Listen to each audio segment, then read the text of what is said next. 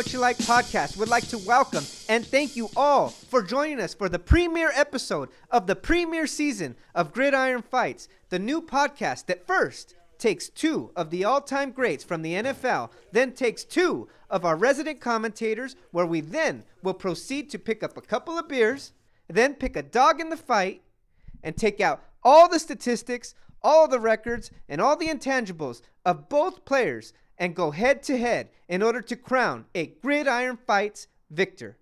And for our premiere episode, the crew got together and we came up with what we felt was the perfect matchup to start off this series. Steve Young versus Troy Aikman, two of the greatest quarterbacks of not just the 90s, but of all time. We couldn't think of a matchup that could best Steve Young versus Troy Aikman when it came down to the stakes, the rivalry, and the head-to-head matchups that even 17 years later still has people debating who was the better quarterback. So, making his case for our first competitor today, Steve Young, we have Eric, the mysterious Hernandez. What's up, Phil? What's going on, man? I'm going to be making the case why Steve Young was actually the better quarterback between the two. He was the superior number 8. So I'll start off with just basics. I know a lot of young fans to the Say What You Like podcast, they may not know a lot about guys like Steve Young and Troy Aikman, but they shaped our football, how we view football. They gave us some great highlights. And, we ultimately celebrate them as the quarterbacks of the 90s for us. Right. So Steve Young, drafted by the USFL, which is interesting because, that was Donald Trump's league. Yeah. That's pretty outlandish. He was drafted to the LA Express, which folded in, I think, 83. He was drafted by the Tampa Bay Buccaneers in the 84 supplemental. So after they left, they had to come in. And we decided not to talk about the Tampa Bay years because there's no point. That was just a hideous team. He tried his best. You would see, you ever look up old Tampa Bay with Steve Young, you'd see some highlights, but not really worth mentioning. It's not until around this time, 30 years ago, that he was traded by Bill Walsh to play for the San Francisco 49ers and back up Joe Montana. And that's where his legacy begins. I think everybody knows the other side of the coin. Troy Aikman was the number 1 overall pick in the 1989 draft out of UCLA. Pretty much he was either going to be the number 1 pick or possibly the number 2 pick, depending on, the Cowboys looking at defensive ends, and they were saying he might go to Green Bay. But other than that, we all know Troy Aikman was the prototype quarterback. Some people like that kind of quarterback. Some people have problems with that quarterback. What I want to start off by saying is we started the series premiere with Troy Aikman and Steve Young because I think going through the history of the NFL, there's no closer argument, no closer race between two quarterbacks. They played at the same era. They were both captains of dynasties and great teams, and they're both first ballot Hall of Famers. They're both wore the same number 8. Yeah. There's so many likenesses. They have great stats, great postseason highlights. The only difference is when you look at their play, they're completely different players, and that's what I think we're going to focus on, when we break these players down. But I'm going to say this. I'm going to make my case for Troy Aikman being the better quarterback because when we take a look back at the 90s, you're going to see that the Cowboys were known as the team of the 90s. And behind every great dynasty throughout any years, there's always a great quarterback. Yeah. And we're the dynasty of the 90s, and that quarterback was Troy Aikman. Everybody knows Steve Young has the superior regular season stats. I'm going to concede that right away. In no way, shape, or form am I trying to downplay how great Steve Young is because he is one of the all-time great quarterbacks without an argument for me. But if we're taking a look at who I would want as my quarterback, it's hard to go against Troy Aikman. And yeah, he has the greater stats, but my primary defense for that would be this. He played in the Air Coryell offense where there's a lot of deep passing, a lot of deep passing routes. He doesn't do the West Coast offense where, he's completing easy receptions to the running back or quick slants to the wideouts. And I think that's why you see the lower completion percentage. I think that's why you see less touchdowns. And the other reason for as far as the lesser amount of touchdowns would be the red zone offense was ran through Emmitt Smith. Yeah. And if you look at Emmitt Smith and you see this Emmitt Smith stats, he's number 1 all time in rushing touchdowns. So our offense the engine of that offense was Emmitt Smith. Yes. So, like you said, I want to make it clear. This isn't a 80% we want to, argue one was better. This is 51-49. I mean, that's how close these two are. And we're just trying to get that one slight edge. Yeah, we're splicing the hair. Yeah, I mean, and so what I would argue, and to leave off on your point about Emmitt Smith being the engine, I always thought that, yes, Emmitt Smith is the engine for that Dallas dynasty. But for the Niners, it was Steve Young. I mean, yes, of course he had Jerry Rice. That's the best wide receiver of all time. I'm not going to try to argue talent for talent because, I mean, yes, Troy Aikman won 3 Super Bowls to Steve Young's 1 in that time. As a starter. As a starter, yes. Because when you look at it, Young has 3, but those are Montana's 3. He won those Super Bowls. You look at a guy like Steve Young, and he was the engine because he made everything go. And you're right. He ran that West Coast, Mike Shanahan outside zone offense. And that caused him to do a lot of bootlegs. But it also forced him to be able to run. I mean, his rushing yards are far and away better than Aikman's. It also forced him to have to be able to throw on the run, which I think they were about the same, but he got to have to throw to tight ends and stuff like that. And I mean, let's talk about the stats that Young had for a while. I mean, we're talking about regular season, 64%, 3,300 yards, 232 touchdowns to only 107 interceptions. And his playoffs, he threw 20 touchdowns to 13 interceptions, with the last 5 coming in that last broken season when he was already kind of at the tail end. Their way out. Yeah. So, I mean, we're talking about year after year, he ran the number 1 ranked offense. And you're right, it's the West Coast offense at that time. But the complication of that offense, being able to grasp that offense. When you look at Steve Young, I'm partial to him for a couple of reasons. I like the ability to be mobile. And also, left-handed, he's left-handed. You see similarities. You gravitate towards similarities, and that's what I liked.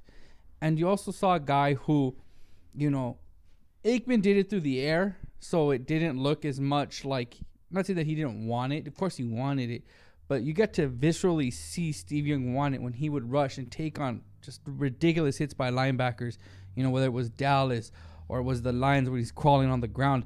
Visually, you saw a guy who just kept getting up, who had to deal with adversity. I mean, he's the guy who had to sit behind Montana and had to play and match the shadow of Montana. That's very difficult to do. And I think that gives him an edge on one side. I also think his ability to run gives him an edge. And I think that him being the spark plug and the engine of that 49er offense during that time gives him the edge over Troy Aikman. I want to bring us back to the point where you said he took over for Joe Montana, and there was a lot of pressure on him. When he won the Super Bowl, his famous quote was, "Rip the monkey off my back." Yes. And that's a big monkey. Yeah. Arguably the greatest quarterback of all time. I still believe so. And you know what? I mean, he's definitely top 3, no arguments to be had. Debatably, he's number 1. So it's a big monkey. But the point being is he inherited Joe Montana's team.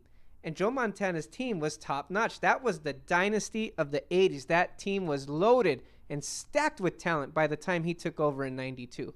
When Troy Aikman came into the league, he came in 1989, where the Cowboys were the laughing stock of the league. People were saying, who is this Arkansas oil man? Who is this college coach? A college coach has never done it in the NFL. There were so many questions. Troy Aikman was even being questioned. Why did they draft him number 1 overall? He doesn't look like a number 1 overall pick. He didn't win a game in his rookie year. Troy Aikman did not go in to a dynasty. Troy Aikman was driving the train to a dynasty. And I think he deserves, some points for that because he took the bumps, he took the hits, and, he had the growing pains. And in the end, at the end of the day, his team is the team of the 90s, and he's got 3 Super Bowl rings. Yeah, I mean, I understand that. I think that a lot of it, too, was, the Niners having a transition, especially going from Bill Walsh to Seifert, which, is something that's different. You can see that also Dallas benefited, and it has nothing to do with Aikman, so I'll make this brief, but they benefited from the Herschel Walker trade, which allowed them to build a talented team. And yeah, I mean, like I said, I'm not going to take anything away from Troy Aikman. That guy, I mean, he broke a lot of Niners' hearts, a lot of Eagles' hearts, a lot of Redskins, Giants. I mean, what he was able to do. But when you sit there and you decide who do you want, and you get to see what what Steve Young had to endure. He didn't have the great running game that Troy Aikman had. I mean, you look at the stats. Ricky Watters averaged maybe, if you're lucky, 1,000 yards during that 91 to 96, 97 era. I mean, you look at Emmett's averaging 1,700, 1,400. So you always felt safe that. But you gotta think, Ricky Watters was a pass catching back. Yes. And he fit into that offense. I mean, our offense and the 49er offense was completely different. Yes. And again, that's why you see the differences in the stats. And I think both quarterbacks were great for the offensives they were in. If you switch those players, they wouldn't have the success that they had with the team, because Aikman was an accurate deep passer. He was perfect. His skill set was perfect for it. And he was more of the leadership. He had more of that leadership, that quiet leadership, because our spark plug was Michael Irvin and our engine was Emmitt Smith. But somebody had to be at the wheel, because those guys will run crazy without him. Yeah. And the same goes with Steve Young. Ricky Watters didn't run for 1,700, 1,500 yards. He only ran for sometimes, 800? Yeah, 900. Yeah, 900 yards. But I always remember seeing him sneak out of the backfield and make a 2-yard play into an 8-yard play. And that was the kind of player that Steve Young needed to keep his offense going. So, I think we're talking about the differences, but when I look at the differences, the biggest difference I see is the postseason success. Yes. I feel like that's where Aikman has the edge. I look at the 92 Super Bowl game where he was Super Bowl MVP. Steve Young was Super Bowl MVP. But in the 92 Super Bowl year, he was 22 for 30, 73% completion percentage, 4 touchdowns, 273 yards with 140.7 passer rating. We all know Steve Young threw for 6 touchdowns. I mean, and they were MVP. perfect. And he was perfect that day. Yeah. But let's remember, Troy Aikman didn't go out for the end of the fourth in that Super Bowl. And Jimmy told him, "Do you want the record?" And he said no, because I got the ring already. Yeah. So, and that's not to take away from Young, because Young did it. And he is still to this day, 6 touchdowns. Now that's a record. Yeah, it's still the record. Yeah. Did Tom Brady? I think maybe he tied it. I think right? he tied but it. He still holds it. Yeah. So I'm not taking that away from him. I'm just saying, if we're going to throw that out, it's not like Troy Aikman didn't have a great MVP Super Bowl performance under his belt. No, he does. He does. I think that people always remember Young's, and that's what I'm going to base it on for that part of the argument, is Young's 6 touchdowns, Young's ability. I think I'll give some credit to Aikman. I think the Bills were a better team than the Chargers were at that time. You beat a pretty good Bills team. They went 4 straight. You knocked them out twice. But back to just these 2 quarterbacks, and I feel like the fact that you had to handle, and I guess the way how complicated that West Coast offense was, and the way he was able to, I mean, those are still in today's NFL. This is a pass-happy NFL, and we still see guys who miss easy passes, easy dump-offs, easy things, checkdowns, and those still count. I mean, he still was able to, off a bootleg, roll out and find Brent Jones, find Ricky Watters, find Jerry Rice. It's easier said than done. And I think that what you notice is that once you gave him, and I mean, it happened with Aikman too. I mean, you give Aikman a number 1 ranked defense, you give him Charles Haley, and that defense holds for Aikman, he wins the Super Bowls. The same thing for Rice. When you give, for Young, when you give him Deion Sanders and that secondary is revamped. I mean, you see the plays that they were actually able to pick off, Aikman in 1 regular season game that season, and got him early on in that first playoff, in that NFC Championship game, and all of a sudden you get to see the fact that, he didn't need to have to rely on as much of a running game. He was the running game. The short passing game in the West Coast offense is the running game. And he was the spark plug, the engine for that West Coast offense. Yeah. So you're definitely correct in that. But again, in the end, who delivered in the postseason? Yeah. That's the way I look at it. The 94 NFC Championship game when Troy Aikman lost, he to this day, when he does interviews, says, I'm most proud of that game, more than even the Super Bowl victories, because we were down 21-0 in the first quarter, and we came back and outplayed them for the last 3. And he said that showed him that he was a champion. And when you talk to Emmitt Smith and Michael Irvin, they both say, you know what? We had our heads down. The only one that said there's a game to play was Troy Aikman. And, I mean, that shows me what kind of a leader he is, you know, the kind of will to win. And he finished that game with 380 yards and 2 touchdowns. So, you know, it wasn't even like he played a horrible game and choked. No, he didn't. No. He just got beat, and I'll admit it, by the better team and the better quarterback that day. And, I mean, you look at that same season. I mean, you finally figure you got to figure Young has to go play Kansas City, has to play Montana. They lose to Joe Montana and the Kansas City Chiefs. He looks embarrassed. He gets crushed by the Eagles the next game.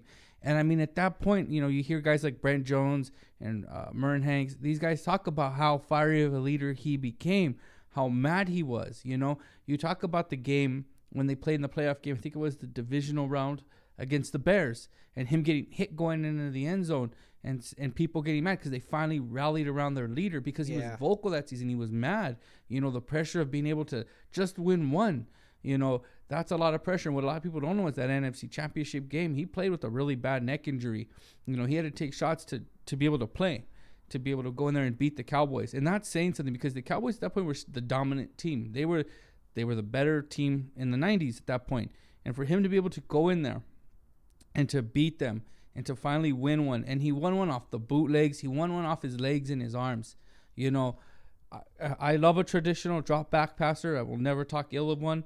But, man, there was something about him both visually and statistically that I always felt gave him the edge over Aikman. Would you say that Steve Young is a more accurate passer than Troy Aikman? Yeah, I think I would. I would give him the short to intermediate routes, but I think the deep passing routes, Aikman was almost just as accurate as he was on his mid-range routes. I mean, if you look at some of the highlights, a lot of deep balls that are right in the receiver's hands. So, you know, again, I think Steve Young was a better, more accurate passer overall, but I give Troy Aikman the deep ball. I think he had a slightly better arm, but of course, Steve Young was definitely more mobile, more athletic quarterback. Yeah. And, I mean, not to knock it, like you said. And it's funny, though, is I think that the wide receivers, the star wide receivers they had, were built for the same thing. You had, you know, Mike Irvin, who was big, strong, could go down the field, run a fly route, go route. Just go. I don't care if the skinny post was their bread and butter. Go down the field. I don't care if the DB's on you. You're going to catch it because we run it deep. Whereas, you know, Jerry Rice, he's the guy who can run a little slant pattern. But the way he did it, I mean, he could catch one from Young and take it 60 yards, which, I mean, it did inflate I mean, Steve Young had probably, in my lifetime, in my opinion at least, the two best receivers with yards after the catch, Jerry Rice and T.O. Yeah, that's true. I mean, it's hard to argue with that. And they were made for him. Yeah. They really were. You know, and I think you're right. I mean, it's going to be hard. I mean, this debate will go on between Niner fans and Cowboy fans till the end of the time. And, I mean, that's something you want to – and what we want to do is be able to give this to young Cowboy fans and young Niner fans who don't know. You know, they just know Romo and Cap. They just know Dak. You know, they don't know about this, what made them a rivalry. You know, a lot of young Cowboys fans, a lot of young Niners fans don't understand when people talk about that rivalry because it's not divisional. Why do you guys care so much? Right. Why does it bother you? And that's why, because in the 90s, that was the world stood still for that NFC Championship game. Put it this way, kids. You know, when you guys are watching the NBA playoffs right now, and you guys know it's going to be between the Cavaliers and the Golden State Warriors. Nobody else has a chance. In the 90s, that's what the NFL was like. It was going to be either the San Francisco 49ers or the Dallas Cowboys. Yep. So let's tune in that day because that's going to be the champion. And these two quarterbacks were behind that. Bottom line. Anything that you want to close with on why you believe Steve Young to be the best quarterback? I mean, he has the regular season MVP edge. He has the statistical edge. And just like you said, visually seen, he has the highlight plays that just kind of move you, you know, that kind of make you watch and go, wow. The one against Minnesota, you know, he's stumbling, you know, he did it himself, but to be able to roll out and stumble.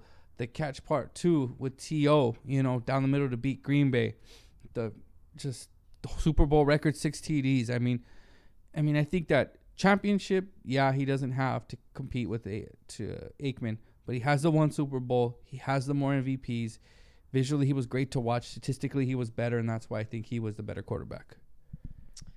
And I'll rest my case with Aikman. I concede the regular season. I concede the highlight plays. I think more analysts would probably pick Steve Young because it's easy to see his stats. It's easy to see the highlights. Those take little effort. But I watched football in the 90s, and I remember the feeling that players gave you. And I remember having the utmost confidence in Troy Aikman as a leader and Troy Aikman as a winner. Similar to how maybe young people might see the difference between Dak and Romo, where, you know what, the water is calm.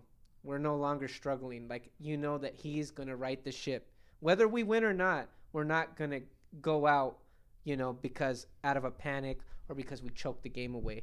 And when I look at that, I see the postseason success. I think of the 3 Super Bowl victories and nearly 4 in a row. I mean, if it wasn't for Deion, probably nearly 4 in a row.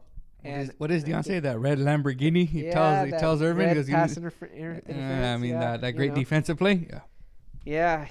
And so with that, I got to go with Troy Aikman. But I guess we'll close it with that. And if you guys have your vote or your comments, leave them in the comment section. We can tally them up, see what you guys think. Who was the better quarterback between Steve Young versus Troy Aikman? But before we sign off, Eric, I'd like to talk about the next series that we'd like to do. You want to announce it? So we've been going back and forth on the next, gridiron fight, the next one that we want to do.